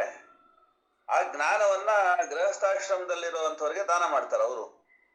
ಹ್ಞೂ ಇವರು ಕರ್ಮದ ಒಂದು ಮೂಲಕ ಅನ್ನ ವಸ್ತ್ರಗಳನ್ನ ಸಂಪಾದನೆ ಮಾಡ್ತಾರೆ, ದ್ರವ್ಯವನ್ನ ಸಂಪಾದನೆ ಮಾಡ್ತಾರೆ. ಹ್ಞೂ ಈ ಅನ್ನ ವಸ್ತ್ರ ದ್ರವ್ಯವನ್ನ ಗುರುಗಳಿಗೆ ಸಮರ್ಪಣೆ ಮಾಡಿ ಅವರು ದುಡಿದಿದ್ದನ್ನ ಇವ್ರು ದುಡಿದಿದ್ದನ್ನ ಅವ್ರಿಗೆ ಪರಸ್ಪರ ಸಮವಾಗಿ ಸಮನ್ವಯ ಮಾಡ್ಕೊಂಡು ಸಾಧನೆ ಒಳಗಡೆಗೆ ಅವರು ಒಟ್ಟೊಟ್ಟಾಗಿ ಹೋಗ್ಬೇಕಾಗತ್ತೆ. ಹಾಗಾಗಿ ಹ್ಞೂ ಗುರುಗಳು ಕಠಿಣವಾದ ವ್ರತನಿಷ್ಠ ಬದುಕನ್ನು ಬದುಕಬೇಕು. ಅವರು ಸನ್ಯಾಸಾಶ್ರಮದಲ್ಲಿ ಇರಬೇಕು. ಅವರು ಕಠೋರವಾದಂತಹ ನಿಯಮಗಳನ್ನ ಪಾಲಿಸಬೇಕು. ಆ ಒಂದು ನಿಯಮ, ಆ ಒಂದು ವ್ರತ, ಆ ಒಂದು ತಪಸ್ಸಿನ ಕಾರಣಕ್ಕಾಗಿ ಜ್ಞಾನ ಅನ್ನೋದು ಕೊಡಲ್ಪಡ್ತದ. ಆ ಜ್ಞಾನವನ್ನ ಸಂಸಾರ ಅಥವಾ ಗೃಹಸ್ಥಾಶ್ರಮದೊಳಗಡೆ ಇರ್ತಕ್ಕಂಥ ಜನಗಳಿಗೆ ಅವರು ಕೊಡಬೇಕು. ಪರ್ಯಾಯವಾಗಿ ಇವರು ಗೃಹಸ್ಥಾಶ್ರಮಿಗಳು ದುಡಿದು ದ್ರವ್ಯವನ್ನ ಗುರುಗಳಿಗೆ ಏನ್ ಬೇಕು ಅನ್ನ ವಸ್ತ್ರಗಳನ್ನ ಇವರು ಅವರಿಗೆ ಒದಗಿಸ್ಬೇಕು. ಹಾಗಾಗಿ ಇವರಿಗೆ ಅವರು ಪೂರಕವಾಗಿ ಬಾಳಿನ ಗುರಿ ಏನಿದೆ, ಜೀವ ಶಿವವಾಗುವಂತ ಗುರಿ ಏನಿದೆ, ಅದು ಗೃಹಸ್ಥಾಶ್ರಮಿಗಳಿಗೂ ಉಂಟು, ಸನ್ಯಾಸಾಶ್ರಮಿಗಳಿಗೂ ಉಂಟು. ಸೊ ಜೀವ ಶಿವವಾಗುವ ಒಂದು ವಿದ್ಯಮಾನವನ್ನ ಗೃಹಸ್ಥಾಶ್ರಮದಲ್ಲೂ ಅನುಭವಿಸ್ಬೋದು, ಸನ್ಯಾಸಾಶ್ರಮದಲ್ಲೂ ಅನುಭವಿಸ್ಬೋದು. ಅಲ್ಲಿ ಭೇದ ಅಂತ ಇಲ್ಲ. ಯಾವ ಜೀವಕ್ಕೆ ಯಾವುದು ಸರಿಯೋ, ಯಾವ ಜೀವಕ್ಕೆ ಯಾವುದು ಸಾಧ್ಯವೋ ಅದನ್ನ ಹಿಡಿದು ಸನ್ಯಾಸವನ್ನಾದ್ರೂ ಆಶ್ರಯಿಸ್ಬೋದು, ಸಂಸಾರವನ್ನಾದ್ರೂ ಆಶ್ರಯಿಸ್ಬೋದು. ಪರಮಪದವನ್ನ ಪಡೆಯಲಿಕ್ಕೆ ಇಬ್ಬರಿಗೂ ಸಮಾನವಾದ ಅವಕಾಶ ಉಂಟು. ಹಾಗಾಗಿ ಗೃಹಸ್ಥಾಶ್ರಮಿಗಳಿಗೆ ಪರಮಪದ ಇಲ್ಲ ಅಂತಿಲ್ಲ. ಇವರು ಕೂಡ ಪರಮಪದವನ್ನ, ಪರಮೋಚ್ಚ ಅವಸ್ಥೆಯನ್ನ ತಲುಪಬಹುದು. ಉದಾಹರಣೆಗೆ ಬಸವಣ್ಣ ಮದುವೆ ಆಗಿದ್ದ, ರಾಮಕೃಷ್ಣ ಪರಮಹಂಸರು ಮದುವೆ ಆಗಿದ್ರು, ಅರವಿಂದರು ಮದುವೆ ಆಗಿದ್ರು. ಸೊ ಹೀಗೆ ಮದುವೆ ಆಗೋದು, ನಮ್ಮ ಧರ್ಮಸ್ಥಳ ಧರ್ಮಾಧಿಕಾರಿಗಳು ಮದುವೆ ಆಗಿದ್ದಾರೆ. ಸೊ ಮದುವೆ ಆಗೋದು, ಪರಮಪದ ಪಡೆಯೋದು ಅಡ್ಡಿ ಅಲ್ಲ. ಸೊ ಯಾವ ಆಶ್ರಮ ಇದ್ರೂ ಕೂಡ ಪರಮೋಚ್ಚ ಅವಸ್ಥೆಗೆ ಜೀವ ಏರ್ಬೇಕು ಅಂತ ಹೊರಟ್ರೆ ಸಾಧ್ಯ ಇದೆ. ಅದಕ್ಕೆ ಬೇಕಾಗಿರುವಂತ ಸಾಧನೆ ಒಳಗಡೆಗೆ ತೊಡಗಬೇಕಾಗತ್ತೆ. ಆ ಒಂದು ಆಶ್ರಮದ ಚೌಕಟ್ಟಿನೊಳಗಡೆಗೆ ಮದುವೆ ಆಗ್ಬಿಟ್ಟು ಹೆಂಡತಿನ ಬಿಟ್ಟು ಹೊಡೋಗ್ಬಿಟ್ಟು ಹಿಮಾಲಯ ಸೇರ್ಕೊಳ್ಳೋದು ಅದು ಸರಿಯಲ್ಲ. ಅದು ಹಾಗಾಗಿ ಮದುವೆ ಆದ್ಮೇಲೆ ಅದಕ್ಕೆ ಗೌರವ ಕೊಡಬೇಕು. ಅದೊಂದು ಆಶ್ರಮ, ಅದು ಸಂಸಾರಕ್ಕೆ ಬೆಲೆ ಕೊಡಬೇಕು. ಹಾಗಾಗಿ ತನ್ನ ಪಾಲಿನ ಕರ್ತವ್ಯವನ್ನ, ತನ್ನ ಪಾಲಿನ ಕರ್ಮವನ್ನ ತಾನು ಮಾಡ್ತಾ ಆ ಚೌಕಟ್ಟಿನೊಳಗಡೆಗೆ ಸಾಧನೆಯನ್ನ ಮಾಡೋದಿಕ್ಕೆ ಏನು ಜ್ಞಾನ ಬೇಕು ಅದನ್ನ ಜ್ಞಾನಿಗಳಿಂದ ಪಡೀತಾ ಒಂದು ಅದ್ಭುತವಾದಂತ ಸಾಧ್ಯತೆ ಒಂದನ್ನ ನಾವು ಗೃಹಸ್ಥಾಶ್ರಮದೊಳಗಡೆಗೆ ಕಾಣಬಹುದು ಅನ್ನೋದು ಗೊತ್ತಾಗುತ್ತೆ. ಮತ್ತೆ ಗುರುಗಳು ಮತ್ತು ಗುರು ಪರಂಪರೆ, ಸಾಧಕರು ಮತ್ತು ಅವರ ಪರಂಪರೆ ಏನಿದೆ, ಇವೆರಡು ಸಂಪೂರ್ಣ ಅನ್ಯ ಅಲ್ಲ, ಅನ್ಯ ಆಶ್ರಯಿಗಳು ಅಲ್ಲ, ಅನ್ಯೋನ್ಯ. ಇವು ಅದು ಇದು ಬೇರೆ ಬೇರೆ ಅಲ್ಲ. ಅದಕ್ಕೂ ಇದಕ್ಕೂ ಅನ್ಯ ಅದೇ ಬೇರೆ ಇದೇ ಬೇರೆ ಅಂತಿಲ್ಲ, ಅನ್ಯೋನ್ಯ. ಅವ್ರ ಜೊತೆಗೆ ಇವ್ರ ಜೊತೆಗೆ ಹೆಜ್ಜೆ ಹಾಕ್ಲೇಬೇಕು. ಇಡೀ ಈ ವಾಸವಿ ದೇವಿ ದರ್ಶನದ ಪ್ರಾರಂಭದಿಂದ ನೋಡ್ತಾ ಹೋಗಿ ನೀವು, ಗುರುಗಳು ಎಲ್ಲೋ ಕಾಡೊಳಗಡೆಗೆ ಅವ್ರ ಪಾಡಿಗೆ ಅವರು ಇದ್ದಿಲ್ಲ. ರಾಜರು ಮತ್ತೆ ಸಾಧಕರು ಎಲ್ಲೋ ಇವ್ರ ಪಾಡಿಗೆ ಇವರು ಎಲ್ಲೋ ನಗರಗಳಲ್ಲಿ ಇದ್ದಿಲ್ಲ. ಅವರು ಇಲ್ಲಿಗೆ ಬರೋದು, ಇವ್ರು ಅಲ್ಲಿಗೆ ಹೋಗೋದು, ಅವರು ಅಲ್ಲಿ ಪಡೆದಿದ್ದನ್ನ ಇವ್ರಿಗೆ ಕೊಡೋದು, ಇವ್ರು ಇಲ್ಲಿ ದುಡಿದಿದ್ದನ್ನ ಅವ್ರಿಗೆ ಕೊಡೋದು. ಹೀಗೆ ಎಲ್ಲರೂ ಒಟ್ಟೊಟ್ಟಾಗಿ ಹೋಗ್ತಾ ಇರುವಂತ ಒಂದು ಸಮನ್ವಯದ ಸಮರಸದ ಬಾಳನ್ನೇ ಹೇಳ್ತಾ ಇದ್ದಾರೆ. ನಡುವೆ ಈ ಸ್ಥಿತ್ಯಂತರಗಳೇನಿದಾವೆ, ಬಾಲ್ಯ, ಯೌವನ, ಕೌಮಾರ್ಯ, ಈ ತರ ವಿವಾಹ ಇತ್ಯಾದಿ ಏನಿದಾವೆ ಅವುಗಳನ್ನು ಕೂಡ ಒಟ್ಟೊಟ್ಟಾಗಿ ವಿವರಿಸ್ಕೊಂಡು ಹೋಗ್ತಾ ಇರುವಂತದ್ದನ್ನ ಒಂದು ಸಮಗ್ರ ದೃಷ್ಟಿಕೋನವನ್ನ ನಮಗೆ ಇಲ್ಲಿ ಅವರು ಕಟ್ಟಿಕೊಡ್ತಾ ಇದ್ದಾರೆ ರಾಜೇಶ್ವರಿ ಅವರು. ಇನ್ನೊಂದು ಪ್ಯಾರಾಗ್ರಾಫ್ ಓದ್ತೀನಿ ಸರ್. ಸ್ತ್ರೀ ಶಕ್ತಿ. ಗುರುದೇವ ಸ್ತ್ರೀ ಶಕ್ತಿ ಸ್ವರೂಪಿಣಿ ಎಂದು ತಿಳಿದು ಆಕೆಯನ್ನು ಗೌರವಿಸುತ್ತಾರೆಂದು ನಾನು ಬಲ್ಲೆ. ಯತ್ರ ನಾರ್ಯಸ್ತು ಪೂಜ್ಯಂತೆ ತತ್ರ ರಮಂತೆ ದೇವತಾಃ ಎಂಬುದು ಮನು ಚಕ್ರವರ್ತಿಯ ವಾಣಿಯೂ ಕೂಡ. ಸ್ತ್ರೀ ಹಿರಿಮೆಯನ್ನು ನಿಮ್ಮ ಮುಖಾರವಿಂದದಿಂದ ತಿಳಿದುಕೊಳ್ಳಲಾಶಿಸಿದ್ದೇನೆ ಎಂದನು. ಭಾಸ್ಕರಾಚಾರ್ಯರು ಕುಸುಮ ಸ್ತ್ರೀ ಶಕ್ತಿಯನ್ನು ಅರಿತು ಸ್ತ್ರೀಯರಿಗೆ ಸತ್ಯ ಜಾಗೃತಿ ನೀಡಿದರೆ ಅವರು ಇಡೀ ಸೃಷ್ಟಿಯ ಜೀವನಾಡಿಯಾಗಿ ಮಿಡಿಯುತ್ತಾ ಮಾನವ ಜೀವನದ ಹೃದಯವಾಗಬಲ್ಲರು. ಸೃಷ್ಟಿಯ ಎಲ್ಲ ಭಾವನಾ ಶಕ್ತಿ, ಕ್ರಿಯಾಶಕ್ತಿ, ಸೌಂದರ್ಯ, ಮಾಧುರ್ಯ, ಕೋಮಲತೆಗಳು ಒಂದಾಗಿ ಮೂರ್ತಿವೆತ್ತ ರೂಪವೇ ಸ್ತ್ರೀ. ಜೀವಂತ ಮೂರ್ತಿಗಳನ್ನು ನಿರ್ಮಿಸಬಲ್ಲ ಚೈತನ್ಯ ಶಿಲ್ಪಿ ಸ್ತ್ರೀ. ಸೃಷ್ಟಿಯ ಪ್ರತಿಜೀವಿಯ ಅಮ್ಮ ಎಂಬ ಮೊದಲ ಕರೆಗೆ ಓಗೊಡುವ ಮಾತೃದೇವತೆಯೇ ಸ್ತ್ರೀ. ಜನ್ಮದಾತೆಯಾಗಿ ಮಮತೆಯ ಕಲ್ಪತರುವಾಗಿ ದೇವರ ಪ್ರತಿರೂಪವಾಗಿರುವವಳೇ ಸ್ತ್ರೀ. ಪ್ರೇಮಾಮೃತ ನಿಧಿಯಾಗಿ ಬಾಳಿಗೆ ಅರ್ಥವನ್ನು ಆನಂದವನ್ನು ನೀಡುವವಳು ಸ್ತ್ರೀ. ಪ್ರಪಂಚದ ಉತ್ತಮೋತ್ತಮರ ಮಹತ್ಸಾಧನೆಗೂ ವ್ಯಸನ ಲೋಲರ ಪರಿವರ್ತನೆಗೂ ಪ್ರೇರಣಾಶಕ್ತಿ ಸ್ತ್ರೀ. ತನ್ನ ಪಾತಿವ್ರತ್ಯದ ಹಾಲ್ಗಡಲಿನಿಂದ ಅಮೃತ ಕುಂಭವನ್ನು ತರಬಲ್ಲವಳು ಸ್ತ್ರೀ. ಸೃಷ್ಟಿಯ ಸೌಖ್ಯದ ಅರಮನೆಯ ಜ್ಯೋತಿ ಸ್ತ್ರೀ.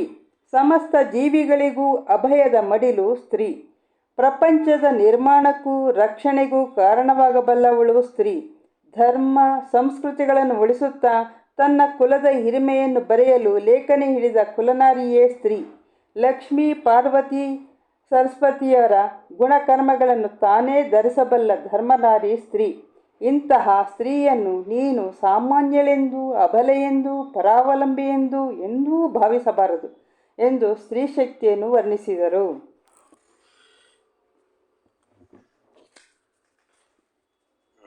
ಇದನ್ನ ನಾವು ಚೆನ್ನಾಗಿ ಅರ್ಥ ಮಾಡ್ಕೊಳ್ಬೇಕು. ಯಾಕೆಂತಂದ್ರೆ ಅರ್ಧನಾರೀಶ್ವರ ಕಲ್ಪನೆ ಇದೆ ನಮ್ಮಲ್ಲಿ. ಶಿವ ಮತ್ತು ಶಕ್ತಿ ಬೇರೆ ಬೇರೆ ಅಲ್ಲ ಅಂತ ಹೇಳೋದಕ್ಕಾಗಿ ಅರ್ಧ ಶರೀರ ಪಾರ್ವತಿ ಅರ್ಧ ಈಶ್ವರ ಅನ್ನೋಂಥ ಅರ್ಧನಾರೀಶ್ವರ ಪರಿಕಲ್ಪನೆಯನ್ನ ನೋಡಿದೀವಿ. ಬ್ರಹ್ಮ ತಾನು ಆಲೋಚಿಸಿದ್ದನ್ನ ಅಥವಾ ಬ್ರಹ್ಮ ಇಚ್ಛಿಸಿದ್ದನ್ನ ಕ್ರಿಯಾರೂಪಕ್ಕೆ ತರೋದಿಕ್ಕೆ ಅವನು ಕರ್ಮಿ ಆಗ್ಬೇಕಾಗತ್ತೆ. ಅಂದ್ರೆ ಕರ್ಮದಲ್ಲಿ ತೊಡಗಬೇಕಾಗತ್ತೆ. ಆ ಕರ್ಮದಲ್ಲಿ ತೊಡಗೋ ಅಂಥದ್ದೇ ಈ ಶಕ್ತಿ. ಸೊ ಹಾಗಾಗಿ ಶಕ್ತಿ ಮತ್ತು ಬ್ರಹ್ಮ ಅಥವಾ ಪುರುಷ ಅಥವಾ ಈಶ್ವರ ಅಭಿನ್ನ. ಈಶ್ವರನ ಇಚ್ಛೆಯೇ ಪ್ರಕೃತಿ, ಶಕ್ತಿ. ಆ ಶಕ್ತಿಯೇ ಪ್ರಕೃತಿ. ಹಾಗಾಗಿ ಪ್ರಕೃತಿ ಸ್ವರೂಪಿಯೇ ಹೆಣ್ಣು. ಹಾಗಾಗಿ ಜೀವಂತ ದೇಹಗಳನ್ನ ತಯಾರು ಮಾಡುವಂತ ಒಂದು ಕರ್ಮ ಶಾಲೆನೇ ಪ್ರಕೃತಿ. ಹಾಗಾಗಿ ಸಮಸ್ತ ಪ್ರಕೃತಿಯು ಯೋನಿ ಅಂತ ಕರೆದು ಬಿಡ್ತಾರೆ ಬ್ರಹ್ಮಸೂತ್ರದಲ್ಲಿ.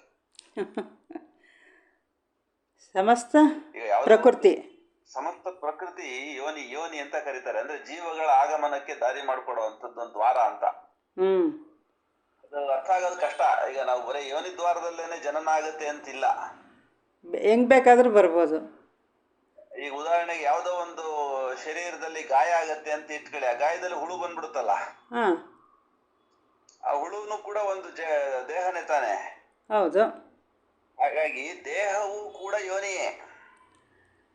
ಶರೀರದಲ್ಲಿ ಹೇನುಗಳು, ಶರೀರದಲ್ಲಿ ಚರ್ಮದೊಳಗಡೆಗೆ ಇವೆಲ್ಲ ಬರ್ತಾವಲ್ಲ, ಅದು ಸ್ವೇದಜ, ಅಂಡಜ, ಪಿಂಡಜ ಅಂತೆಲ್ಲ ಹೇಳ್ತಾರಲ್ಲ. ಅದು ಜನ್ಮ ಕೊಡೋ ಅಂತ, ಜನ್ಮ ತಗೊಳ್ಳೋ ಅಂತ ದಾರಿಗಳು ಹೇಳ್ತಾರೆ. ಆದ್ರೆ ಎಲ್ಲವೂ ಎಲ್ಲಿದೆ? ಪ್ರಕೃತಿಯಲ್ಲಿ ತಾನೇ ಇರೋದು. ಹೌದು. ಹಾಗಾಗಿ ಪ್ರಕೃತಿ ಸಮಸ್ತವೂ ಜೀವರಾಶಿಗಳನ್ನ ಸೃಷ್ಟಿಸ್ತಾ ಇದೆ. ಹಾಗೆ ಬ್ರಹ್ಮ ಅನ್ನುವಂಥವನ ಈ ಪ್ರಕೃತಿಯ ಯೋನಿ.